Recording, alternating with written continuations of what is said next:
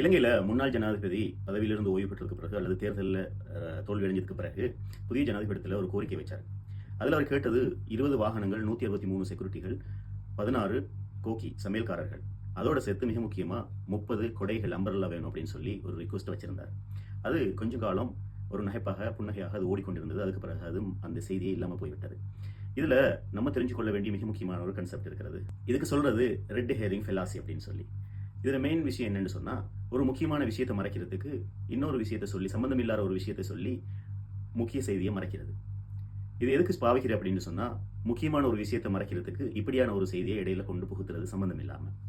உதாரணமாக பிஸ்னஸில் ஒரு எம்ப்ளாயி, ஒரு தொழிலாளி சம்பளத்தை அதிகப்படுத்தணும் அப்படின்னு சொல்லி மேனேஜ்மெண்ட்டில் சொன்னால், இப்போ தானே ஆஃபீஸை ரினியூ பண்ணியிருக்கிறோம் அப்படின்னு சொல்லிட்டு வேற ஒரு ரீசன் சொல்கிறது.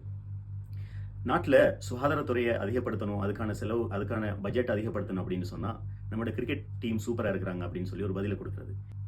இதுதான் இந்த கன்செப்டுடைய மெயின். பிஸ்னஸில் முக்கியமான விஷயங்களை நாங்கள் டார்கெட் பண்ணி பேசிகிட்டு இருக்கும்போது, நம்முடைய விஷனுக்காக வேண்டி நம்ம ஓடிட்டு இருக்கும்போது வருகின்ற சின்ன சின்ன விஷயங்களை விட்டுட்டு பெரிய விஷயங்களே அதிகமாக கவனம் செலுத்தணும் அப்படின்னு சொன்னால் பிஸ்னஸில் நல்ல ஒரு முன்னேற்றத்தை காணலாம்.